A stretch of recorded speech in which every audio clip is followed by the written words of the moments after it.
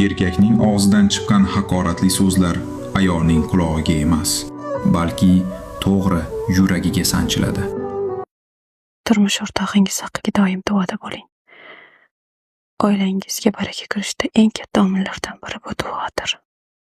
Malika, 7 minutda mahallangizda bo'laman. Domingiz orqasida olamiz. Xo'p.